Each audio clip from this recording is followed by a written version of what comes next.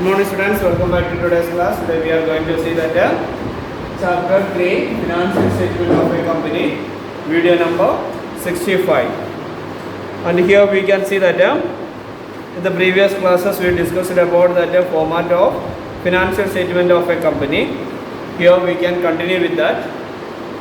First of all, that we can see that an asset shall be classified as current when it is satisfy any of the following criteria. So when we can say an asset as a current asset, for that certain criteria or things are necessary, or when it is happen like this, we call it is as that current asset. Then first we can see that it expected to be released in or is intended for sale or consumption in the company's normal operating cycle. That means first thing is saying that it is meant for that released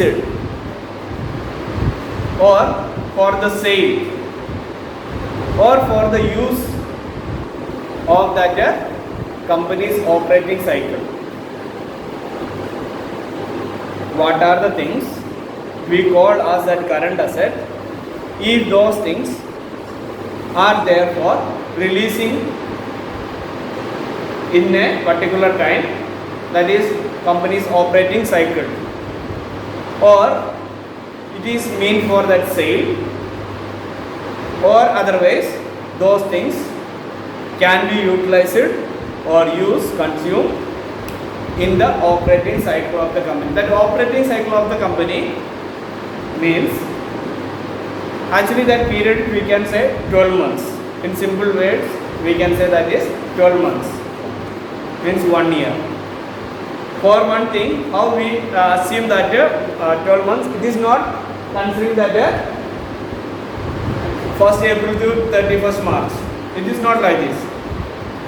When that product or when that item or thing brought in that company, from there onwards, for example, some raw material is reached there. That raw material reached on a particular day. Before that also, that raw material was there. You understand now? It is reached on a particular day in that company. From there onwards, 12 months, or otherwise a finished products. That finished products come to one company or they produce it, it is as that a final products. From that days when it is produced, when producing we will record that those things produced, this much quantity of the things produced. From that onwards, 12 months period. Clear now? You understand that? What is operating cycle? Normal operating cycle. That is 12 months. That 12 months is considering that each item when it is come to that company or that trading business unit. From there to 12 months time. Or otherwise it must be for the selling purpose. We know that all things which come to that company, something if like raw material, that company are converting into finished products, then that is current asset only. So that current asset we classify in this way.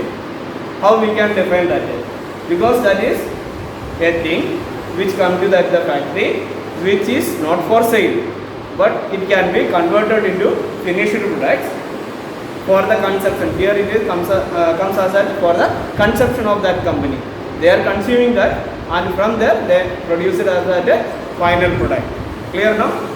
So its time duration, that is the company is using within that 12 months period. That 12 months period is counting not exactly from that 1st April. You understand now? 1st April is that our financial year, but when that product comes to that the company, from there onwards 12 months. Clear now? You understand how that current year we assume now? Not that exactly from January 1st to December 31st, or from a financial year, that is 1st April to 31st March. Not in this way. That 12 months we assume when that product comes to that the company. One, and second is that it is held primarily for the purpose of being traded. In other case, if it is a finished product, that finished products of a company, you know that in a electronic showroom, for simple example, if you visit an electronic showroom, you can see that many electronics items like TV, fridge, many washing machine, many things. But maybe at your home also TV is there. So here, too much difference is there. TV at your home may be put for the use. Clear now? Or you can see that so many tables and benches or chairs are in your school. This is entirely different from which you are seeing in the carpenter's shop or that furniture showroom. If you go to furniture showroom, you can see that so many tables or chairs. That and the chairs or tables you see in your school is entirely different. Why that difference? Because once meaning or once they kept for that for the selling purpose. But in school it is using for that for the seating purpose. Clear now? Two different aim. The first one, that showroom, their main aim is for that selling purpose. So that item for them comes as that the current. But when it is come, it is turned into fixed asset. You understand now? Same item only. Once it was in the showroom, we considered that is as that the current asset. But the same thing is not changed. Only our consideration is changed. Means when we purchase it, our aim is for the seating arrangement. Means we are the final users. For us, that is asset. The same way, you can see that now many shops are using computers, or in your school also we have so many computers. Those all computers we call as the asset, fixed asset. But if you visit a computer showroom, there also you can see so many computers. That we never call as a fixed asset. Instead of that we call as a current asset. The reason is that is what being traded for selling purpose. Understand now? Next we can see that it is expected to be released within the 12 months after the reporting date. So another criteria is saying that to be considered as that current asset, which is there for the releasing within the 12 months period. Within the 12 months period from the date of reporting. That means when it is reached in that firm, and from there onwards. Just before I clearly said that means what time. We are not going behind that calendar year or that financial year. Instead of that, we consider that when it comes to that the firm, that means reporting day, on which day it is recorded in that book of account. From there onwards, 12 month period. Clear now? Okay. And all other items, apart from these three conditions, all other asset we considered as a fixed asset. You understand now? So, if current asset and fixed asset we are studying here itself, actually we are studying current asset only.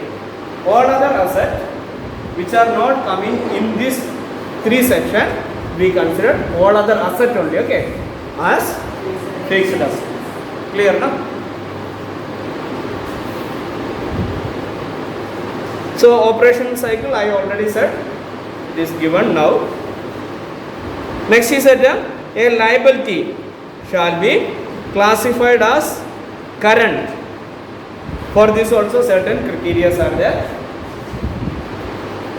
That first one is that it is expected to be settled in the company's normal operating cycle. That means if any liability is there, that can be settled within the 12 months period. That 12 months is that when it is recorded, okay, when it is arise, when that liability is arised from there to 12 months period. You understand now? If electricity bill is already generated, we didn't pay that amount, that we are going to meet within 5 days or 10 days. Up to that time only it is a liability. You understand now? Up to that time it is a liability. For 5 days it is liability. Means we are going to meet that liability within that few days. That means whatever is for example, we purchased goods for selling, and when we purchased, we didn't make the payment from our suppliers. We consider them as that creditors, our creditors. So we have some amount pending for that the creditors, but that amount can be meet within 12 months. We know that normally 1 or 2 months time may be there. Within that we are paying off that amount, or that business unit is paying that amount. In that time, that is known as that current liability. That means which we are going to meet within that the operating cycle of that the company. That operating cycle means you already learned that same here and in that asset case also. Operating cycle means that time. That time is that 12 months. For the company it is fixed 12 months. That 12 months, that operating cycle is not that 12 months is not that financial year. Okay. That is 12 months when it is reporting, or when that in case of liability, that is not reporting when that liability arises. You understand? If electricity bill, when it is generated, from there onwards liability started. Before that that is not liability. We not considered as that liability. We know that electricity will come when it is that bill reach to us, or when that normal billing date is there. From there onwards its liability started until we pay that. Next is that it is held primarily for the purpose of being traded. Another is that if a liability is considered as to be liability and current liability, which is for the purpose of selling, for the trading. And the next one is that it is due to be settled within 12 months after the reporting date. So any other liability or whatever the liability which we can settle within the 12 months period. That means from the date of reporting. When that liability arises, from there, the same point, there is no much difference.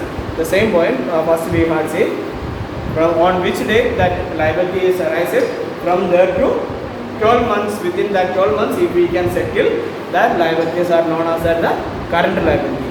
Then, what is long-term liability? All other liabilities are known as all other liabilities. Okay, all other liabilities are known as the long-term liabilities. Next, we can see that another one important point here in the balance sheet. That is, here no debit balance of profit and loss account along with the asset. That means here in this balance sheet, in this format of balance sheet, here we are not showing that loss in the debit balance means loss of that profit and loss account. If any loss is incurred, that losses we are not showing with that asset side. Instead of here we in the new format of the balance sheet, we show this is with that the reserves and surplus as negative balance. In the reserves and surplus, we show this negative balance or loss of that profit and loss account. We show as that the negative balance. Negative balance means automatically you know that from other positive value, a amount will be reduced. Next you can see that treatment of miscellaneous expenditure. As per accounting standard 16, borrowing cost and discount or premium on redemption relating to borrowing could be amortized over loan period. So this is based on that accounting standard 16, and according to this you know that any expense relating to loan that should be amortized or written off within that the loan period itself. That type of expenses are saying that discount or premium on redemption of debenture, or that if like that any expenses arises, that expenses must be made within that the loan time. That means if loan time, this type of loan we know that long time loans or long time borrowings we say. That borrowings, when that interest over that or any other expenses, if we gave some discount, in that time those all expenses related to any expenses for that long time loans, that all expenses must be meet within that loan time. Whenever that loan is repaid, for example loan is we took loan, that loan we got for 5 years, that means within 5 years we need to pay back that complete amount of the loan. In this time itself, if any expenses related to that loan must be settled. You understand now? While doing that the balance sheet of a company, we have to take care of this. This is saying that any expenditure related to long term loans, that must be meet within that the loan period itself. If loan period is at 5 years, within that 5 years. If it is 10 years, within that 10 years. If it is 3 years, within that 3 years, any expense related to that must be meet. Next is saying that further share issue expenses, underwriting, commission, discount on debentures, premium on redemption, etc., being special nature items, are excluded from the scope of accounting standard 26, intangible asset. So until that we consider these are intangible asset, that means this type of expenses, that means share issue expenses and underwriting commissions, discount on debentures, premium on redemption, like that we consider as the intangible asset. Now it is not considering that intangible asset which is of accounting standard 26, and this item can be amortized over the period of benefit, that is normally 3 to 5 years, and in case of this type of intangible asset, now it is not considered as an intangible asset, and this item, that type of expenses must be written off or amortized within that the normal time, or what time we got that benefit within that time, that is that normal time is saying 3 to 5 years. You got clear now? Miscellaneous expenditure, how to we handle that accounting treatment for miscellaneous expenditure. In case of miscellaneous expenditure, how to handle that miscellaneous expenditure in this way, that one thing is that expenditure related to discount or on premium of redemption, that is accounting standard 16. Now accounting standard 16 is saying about this expenditure. and that expenditure must be made within that the period the same way. There is no much, but it was before considered as a intangible asset. Now it is not considering intangible asset.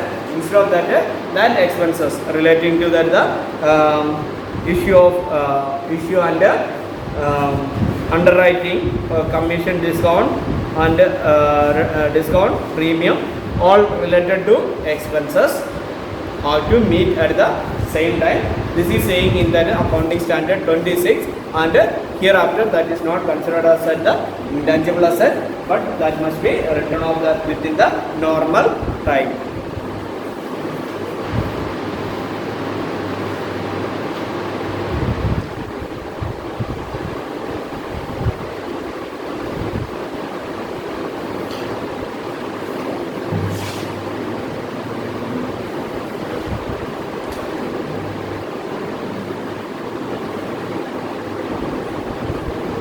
So here